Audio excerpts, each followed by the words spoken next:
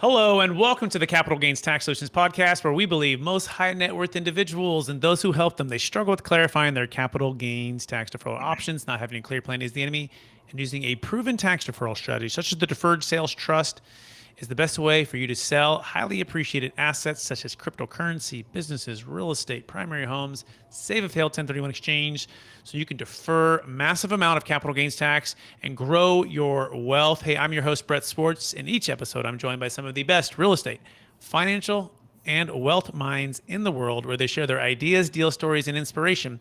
So together we can make complex tax deferral strategies simple and passive income plans achievable. We're also streaming on expertcresecrets.com, so we welcome everyone there as well. Hey, I'm excited about our next guest. In fact, he's a repeat guest. He's a self-made creative real estate investor entrepreneur who has perfected a method of achieving cash flow without having to be a landlord, an expert in breaking down 2+ decades of experience and explaining the logic behind the art of creative real estate investing and how private money changes everything, and so much more. He has sold and bought and over 1,000 houses, and he's out of the great state of Texas. Please welcome to the show with me, Mitch. Mitch, how you doing, sir? Yeah, well, the title, My Life in 1,000 Houses, was from 2008, so it should be like My Life in 2,500 Houses. But who's counting, Brett? Who's counting? You know, when you're in that Hall of Fame $1,000 transaction and above, right? Who is counting, right? Because there's not too many that are at that level, Mitch, which is pretty incredible. And to have only done it in just over 20 years, it's incredible. Over 2,000 houses flipped, or maybe that's 2,500. But you also have a passion for teaching others how to do this as well, so they can get some freedom. So would you just maybe give our listeners a little bit about that story, that inspiration, and kind of your current focus right now?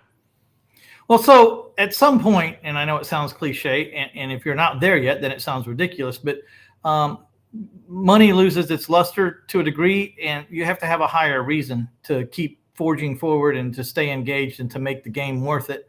And so today, like Dale Ramsey, he does the primal scream when people get debt free. We ring the bell around my office when I help someone quit their JOB because they've replaced that income with some cash flow that they've originated somewhere that's going to come hell or high water for months and months and months. And the reason why that's important is because it clears up 2,600 hours for that individual who does not have to have a job now, so that they can become the person that they're supposed to become and go on and do what they really need to do, no matter what that is. Take more time with the family or charity or whatever it is you want to do, whatever you're supposed to be. You can get your 10,000 hours now pretty quick because you just freed up 2,600 hours because you don't need to show up at a JOB anymore. So that's my calling there. Yeah, absolutely love that. I love how you connect the transformation from the talent that you've achieved and the experience you've achieved, and you're giving back to make a difference. And that part of what I call the success or the fulfillment formula, which is knowing that unique gift, timesing it by maximizing the potential of that gift, which part of that is you got to get that 10,000 hours in. And how do you do that? Well, you got to figure out a way to get your finances and your money working for you in as much of a passive way as possible, and then going to impact other people. And when you put all those together, it's an absolute transformation for yourself and your fulfillment. And I think what I believe is the God-given reason we were put on this earth, to make a difference in other people's lives. So I want you to help our listeners, Mitch, go back to your high school days. Go back to when you're a younger Mitch. And I believe we've been given a couple gifts, one or two, typically, could be more, but maybe one of those one or two, gifts that you believe you were given, and how does it help, how you help and bless people today? Well, the obvious gift was I was given a great set of parents. We weren't rich, but we didn't know it. We didn't know we were poor. We were happy. Then they introduced me to my God and Jesus Christ, and that's probably the biggest gift of all, but it came from a set of good parents. And then after that, I got work ethic. I was led into athletics, where I learned to get hit hard and get knocked down and get back up. And I just had a great compass from those things, from my coaches to my parents to my Christianity. Not by saying any stretch of the imagination that I'm perfect or anywhere close, but at least I know right from wrong, and it's important to me. Beautiful. I love that. And that's fantastic. Having great parents, having a great faith, and having a great work ethic. If you can have those three things, the sky's the limit, which Kind of hard to beat. yeah, kind of tough to beat, right? When you've been given those gifts. So that's beautiful, Mitch. Thanks for sharing that. So we're going to dive right into the topic at hand, which is the art of private lending. So, Mitch, what's the best secret when it comes to the art of private lending? Okay, well, I just came out with a new book, The Art of Private Lending. And I wrote it with my partner, Mike Powell. And you know what I have a podcast as well. And my goal of my podcast is to help people find their financial independence, as I described before, so that they can free up that 2,600 hours. And to get to that freedom number is not being wealthy. It has nothing to do with being wealthy. It's just like, what do you make it your job? And if you're making ends meet and you have a job, what does it take to replace that number? Whether it be $3,000 a month or $4,500 a month or $8,000 a month, whatever it is, what do you got to do to take control of your own life and your own financial future and replace that job with something? So I think one of the things that you can do is you can lend your own money or begin to lend your own money. And because it doesn't matter to me how you get financially free. You want to learn how to buy houses with OPM or other people's money and seller finance them on 30-year notes like I do, then talk to me about that. I'll help you do that. But if you want to do something completely different, maybe you're an Amazon reseller, or I don't care what you do, Bitcoin, cryptocurrency, whatever you're good at, let's just work to get you financially free. And so the art of private lending is a twofold. It's a twofold book. One is, if you want to go out and make 14, 15, 16, 17, 18% return, then you can study this book. I'll spell it out to you, how you loan other real estate investors money, but do it in such a way that you're protected, that you have a real piece of collateral that's backed up with a real set of documents, that if they don't pay you, you can ultimately end up with the collateral and save yourself from loss and quite potentially set yourself up for a great gain if things go the way they're supposed to and you've done what you're supposed to do. But in order to make those kind of returns, you have to roll up your sleeves and you have to become knowledgeable, up your expertise in this department. And then you're going to have to go to work because you have to find clients and you're going to have to look at collateral and you're going to have to size it up and decide whether, you want to loan X amount of money against this building or against this house, because you want to know what that house is worth compared to what you're loaning. Or if you retired or you already have a full-time business that keeps you occupied, that you're making your extra money with, your residual money, then there's a passive way to do it. And that way is to loan the money to someone like me so that I can do everything I told you need to do in this book for you and with you, and you can remain passive. And, you won't make 16, 18%, but you can make 8 or 9 or 10. And that's a pretty good premium interest rate or rate of return for a very, very passive investment that has real collateral in the background as security. And so that's what the book's about. It's to help people get financially free on their own if they want to start a business. And the cool thing about loaning money is, how much money do you need to start a loan your money business? I don't know. If you only have $100, you can loan out $100 on something and get paid, a premium, and just start to grow from whatever amount you have. And that's quite different than a lot of businesses, because a lot of businesses is going to take some real capital to get up and off the ground. I wish I'd have known about loaning money starting in high school, because I'm sure I could have loaned some money to some kids in high school and been way ahead by the time I got out. But yeah, we used to loan video games back in the day, right? Do like video game swaps, or you have, I think we did Pogs like when I was in like 4th and 5th grade. That was all the rage for like 2 years, and then it all busted, and you got left with slammers that you didn't want. But that's another story. By the way, you can learn more about Mitch Stephen at 1000houses.com. That's 1000houses.com. He's, I think I'm going to buy the URL 2500houses.com, Mitch, and make you, and see if you get some people loan money to get you to buy that one. What do you think? Yeah, I'll just blow past you and swipe up 3,000 houses. Yeah. So I love that you talked about.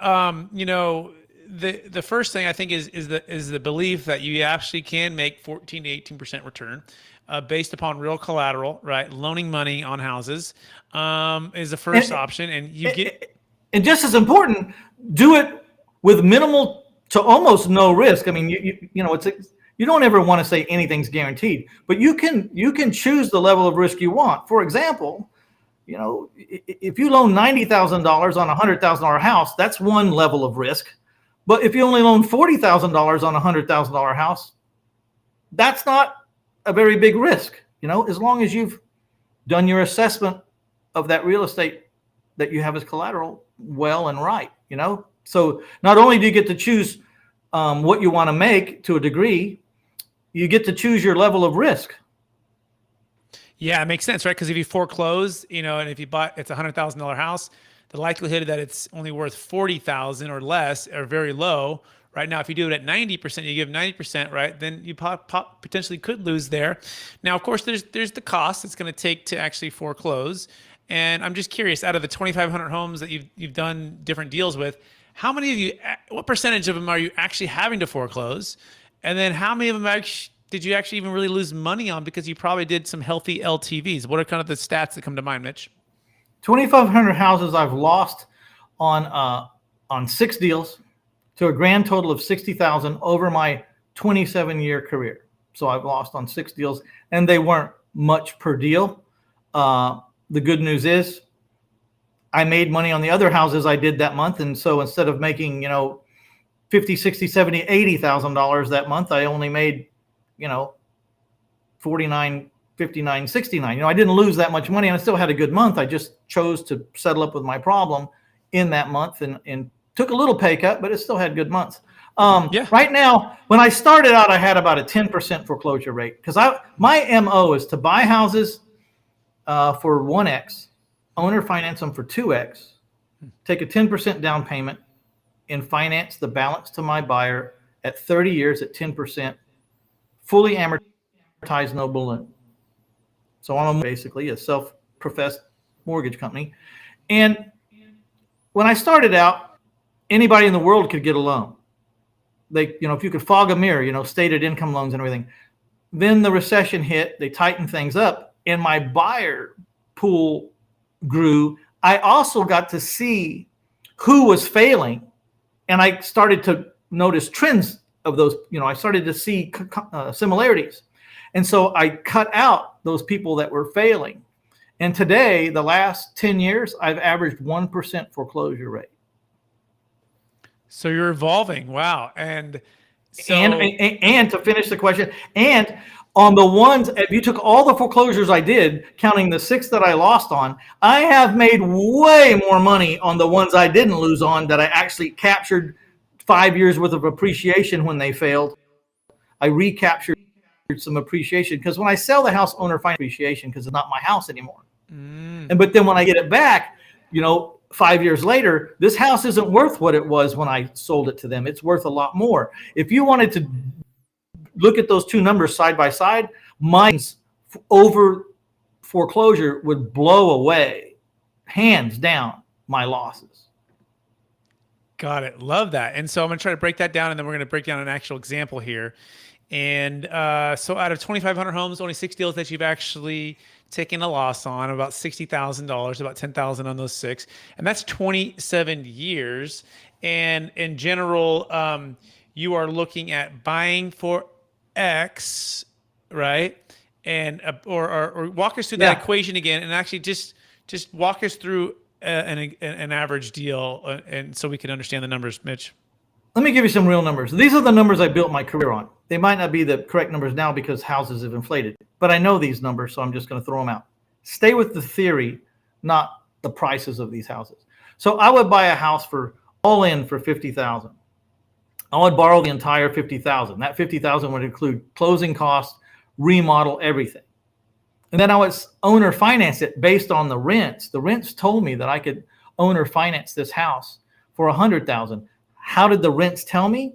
Well, I figure if these people living in this neighborhood are paying $1,000 a month for rent, then they could pay $1,000 a month to own. So I back into the rents to establish a sales price before an owner financed sales price that's going to have a PITI payment equal to what the rent is in the neighborhood. you know? So the only thing that a buyer needs different than a renter is two things. They need a 10% or bigger down payment, and I need to like them. I need to feel like they're going to make their payments for whatever reason, because I'm the guy loaning the money. I'm the underwriter. And so I'm going to sell it for 2x or 100,000 with a minimum of 10,000 down. I am going to finance the 90,000 at 30 years at 10%. So let's just say I'm borrowing the 50,000 that I bought the house with from a private lender. They know that I'm going to wrap this mortgage. They already know that I'm going to sell the house to someone else on payments. I have their permission. This is not like a sub-2 deal where you're wrapping a note that could be called. My notes are not called. I have $26 million out on the street right now in 12 and 15-year private loans from private people, and they're all have given me permission to wrap the loans, which means buy the house with their money, then sell it on payments to someone else and not have to pay them off. The mortgage that I'm collecting from my buyer is wrapping around my debt to my lender, hence wraparound mortgage. So here I am paying 8% on 50,000 for 15 years, and I'm collecting at 10% for 30 years on 90,000. So I'm making 2% on my $50,000 borrowed money because I borrowed it 8%, and I'm collecting 10% on the 90,000, and I'm making the full 10% on the spread between my debt and my note balance. So the difference between 90,000 and 50,000 is 40K, and I'm making the full 10% on that because I have no debt on that. I originated that equity through my strategy, and so it's I have about 300 mortgages that I collect on. I average, say, for easy math, say $500 a month. So what's that? 150,000 a month positive cash flow. Here's the kicker: I'm not a landlord. I'm a mortgage company. So when the money comes in, when the check clears, that's my $500 positive cash flow. It doesn't have to go out to the air conditioner man or the roofer guy, or it doesn't have to go out to anybody. That's my money, because if the air conditioner breaks, it's not my house. See, that's the difference between being a landlord and a lien lord. I'm a lien lord. I'm not responsible for the repairs. You know, the whole world's going vegan, man. So, I mean, I think it sounds pretty good to me, right? People are getting leaner, they're getting healthier. And so I like the sound of that. So let me try to break that down. You've got, that was a lot there, but I think I followed it, but I'm going to try to unpack it for our listeners. So first thing you need to figure out is, what's the average rent in the area? What's the average rent? Is it $1,000? Okay, it's $1,000. So how do I back into numbers to make it attractive for a renter to be an owner with about a 10% down payment, which would be $100,000? 10% of that would be $10,000, and then that $1,000 rent would also now be the mortgage payment. So you're going to finance $90,000 at 10%, which is right around that number. For 30 years. So for 30 years. Yeah. For 5 years, right? No, for 30 years. For 30 years. Okay, for 30 years. Yep. And then you mentioned the wrap, and I think I followed, but are you now going to another bank and someone else to get to secure that loan? Or I don't know if I quite followed that when you said the wrap. So would you just explain that one more time? I borrowed $50,000 from a private lender. He loaned me the money for 15 years at 8%. And so I owe about, let's just say, I'm pulling the number out of my head, but about $350 a month, to my private lender. And then I sold the house for $100,000 with $10,000 down, and I'm carrying the $90,000 for 30 years at 10%. And they owe me $850. So they pay me the $850. I pay my private lender $350 out of that $850, and I keep the $500 spread. So I'm creating a positive cash flow that has very little liabilities, and I'm getting paid $10,000 to do it because I have none of my money in this. I financed the house, the repairs, the closing costs, everything. My private lender loaned me that money. I have not one penny in it. So when I collect a $10,000 payment, that's what I make my payments with, or or a person would make their house payment or their car payments. Got it. And Got it. yeah. That's the key. Yeah. In the very beginning, that was the other missing piece. The 50,000 was already loaned to you. It wasn't your money. That including closing costs. That included the house, purchasing the house, the renovations, and so it's nothing out of your pocket. You just owe them the money at a 15-year loan at 8%, and then immediately you're going to improve it, increase it, sell it for 100, but finance it back, and then the spread between what the rent or the owner of the new house, right? You lend the money to, and what you owe the person who gave you the 50 up front, that lender, is about $500. Is that a fair summary? Yep. I average just under $500 per transaction, positive cash flow for 30 years, potentially. If the note went 30 years, most notes only go about, 10 years in the economic echelon I deal in. But, because they eventually sell the house and the realtor lists it and they get a new buyer and it's a new loan and I get a call for a payoff. But if you did 500 times 360, they owe me $180,000 in the future of positive cash flow. And I got paid $10,000 in a down payment to make that happen. Now, if you do 8 of those a month, which I do, I have done about 100 houses a year or 8 a month for over 2 decades. That means I'm collecting $80,000 a month in down payments. That is all mine. And I'm increasing my cash flow $4,000 a month every month. That's a heck of a business model there, Mitch. And I can see how you have $26 million out on the street right now. And, one of the reasons I have the 26 million is because, unlike flipping a house, a flipper just needs the money for 6 months, 8 months. He does the house, he does the rehab, he sells it new loan or cash, and the deal's over, and he has to settle up with everybody.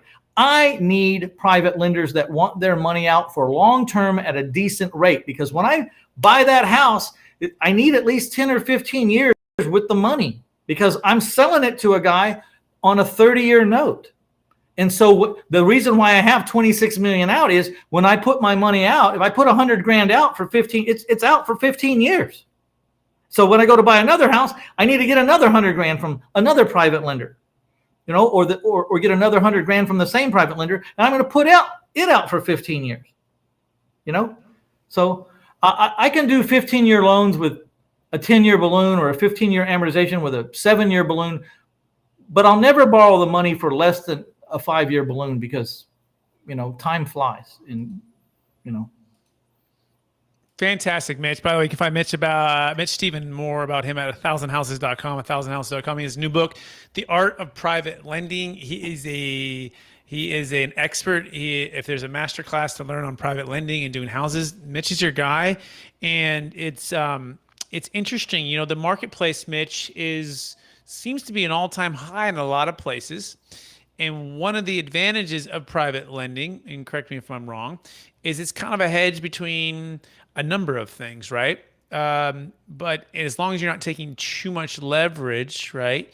The market can go high or can go low, right? Talk to us about just what you think of the marketplace of the values of real estate right now, and then B, how a private lending can help you hedge against a big market correction. Okay, so here's the thing. I never let my private lenders in over 65% of what the rent formula says that I can sell or finance the house for. The rent formula is, mathematically accurate. It doesn't fail. If the average rent in the neighborhood's 1,000, then I can finance this house for. I can carry a note for 98,000. I already know the math, and so that if I can carry a note for 98,000 and have a principal and interest, taxes and insurance payment equal to the $1,000 rent, then what does that make my sales price? Well, I just add 12% on top, and that becomes my OFV, or the owner finance value. I may have coined that moniker. I don't think anyone else is even paying attention to it. But the owner finance value is a value on a property based on the rental income that it can drive. It's kind of like a cap rate, but less sophisticated. And so you can choose. I never let my private lenders in over 65%. I average only borrowing 58% of what my OFV is, or what the owner finance value is going to end up being. But that's because I'm just very conservative. I need to make sure everyone wins in this equation. I need to make sure that the buyer wins, And I think he is winning because I am moving this person from being probably a lifelong renter into being able to own their own home. And if you look at the statistics, there was a huge number of people, and I forget the exact amount, but like 85% or 90% of most people's net worth is tied up in the equity of their home. It's if they didn't have that home, they wouldn't have a net worth.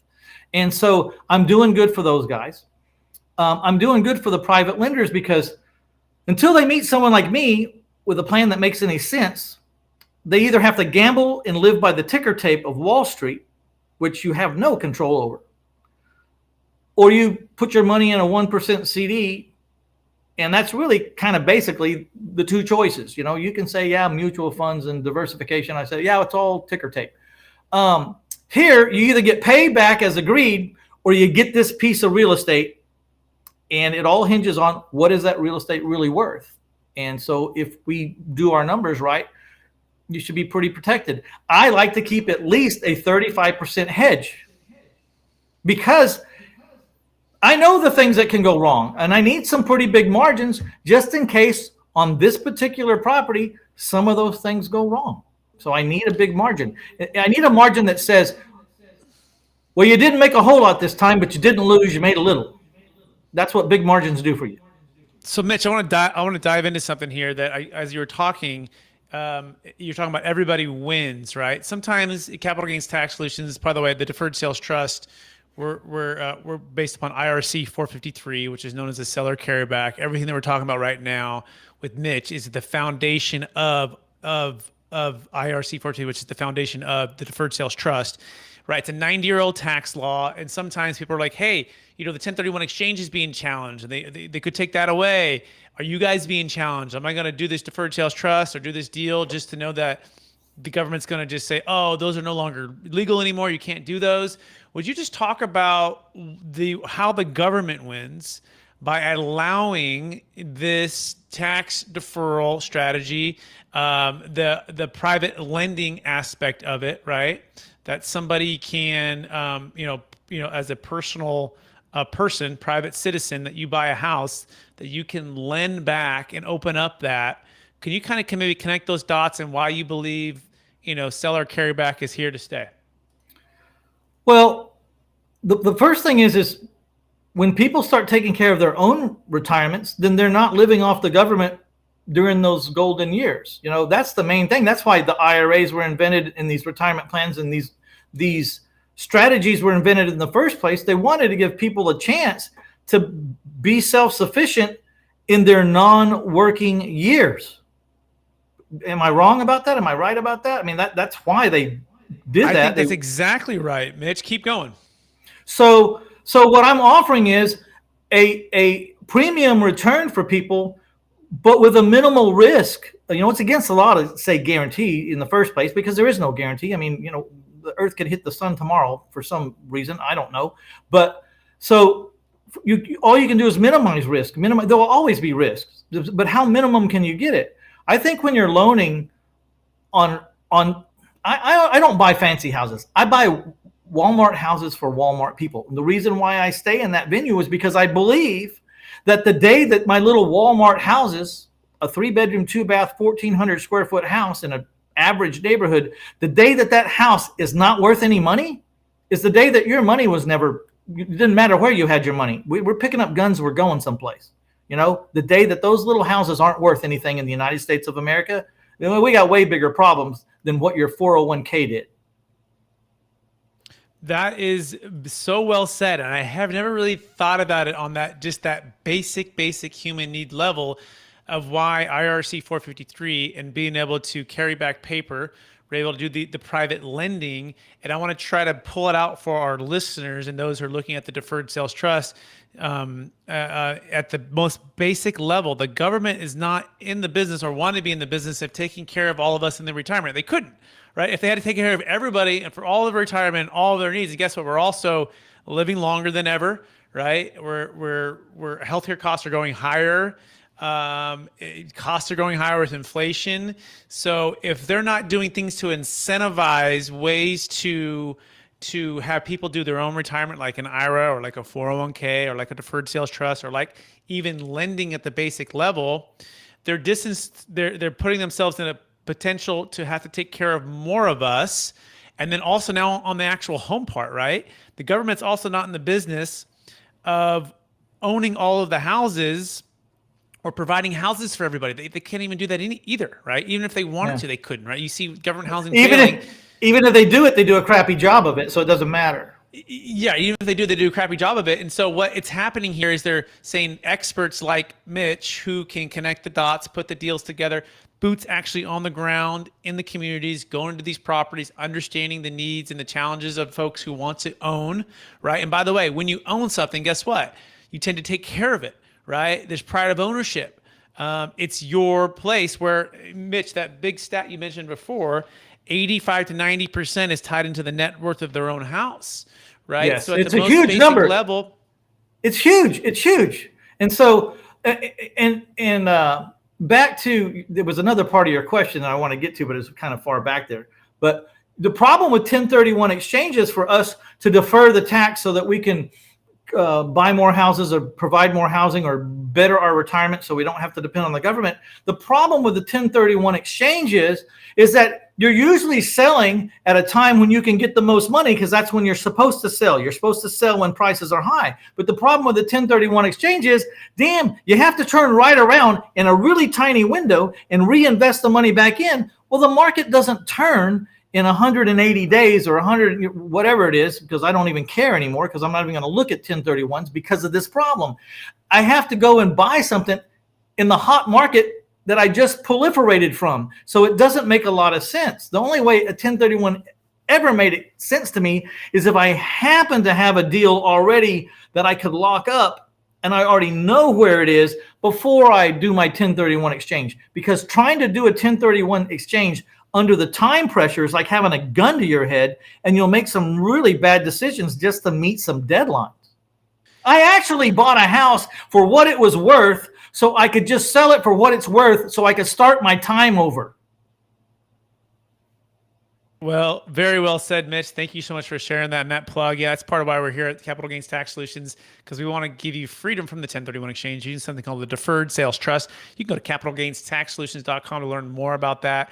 I think we've saved 4 or 5 at least in the past 6 months, 1031 exchanges. It also works for cryptocurrency, businesses, primary homes. Now, it's got to be $1 million net proceeds, $1 million gain, right? And it's a part of that you can qualify to use the Deferred Sales Trust.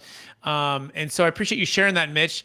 And at the most basic level, again, just to wrap up that thought, the reason the government puts these tax legal incentives in place and also the ability to lend is to incentivize commerce. And when you incentivize commerce, macroeconomics, the study of macroeconomic states that basically is going to create more jobs, more revenue, more tax revenue, but also at the most basic level, like housing. You know, people can move from an area of renting their entire life to ownership and building up their net worth and bettering their family to the next generation. It's a absolute beautiful thing. Now we're running out of time here, Mitch. Are you ready for the lightning round? I'm ready for the lightning round. All right. If you can go back to your 25-year-old self, Mitch, what's the one gold nugget and make sure to tell yourself to do? I would start my self-education a lot sooner and a lot more direct and with a lot more power. When I formally graduated, I thought, okay, schooling's over. Well, it's never over. And I, in fact, learned a lot more when I started educating myself on things I was interested in than I ever learned at school. Absolutely. Great answer. Next question. What are you most curious about right now? What am I most what? Curious about. I'm curious about what this country's going to do to get back on a right track. Likewise, I couldn't agree more. What's the number one quote or theme that you strive to live by, Mitch? Do unto others. I mean, it's a religion for me. That's why I haven't, in 2,500 houses, I've had 3 lawsuits, and that was because I tried to help homeless people, and they're flawed, and they got in some problems.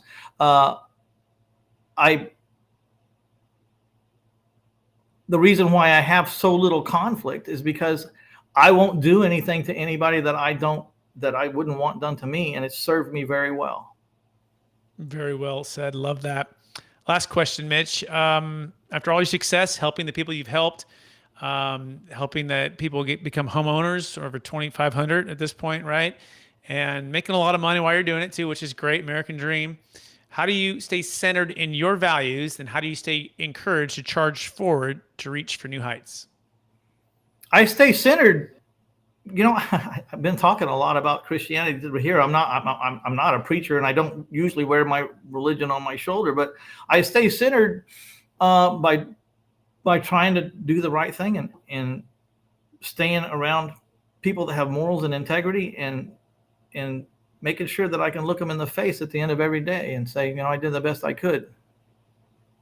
It's a beautiful answer, Mitch. I want to thank you for being on the show. I want to encourage you to keep using the gifts and talents you've given to you by having amazing parents, and doing right by them when you see them again.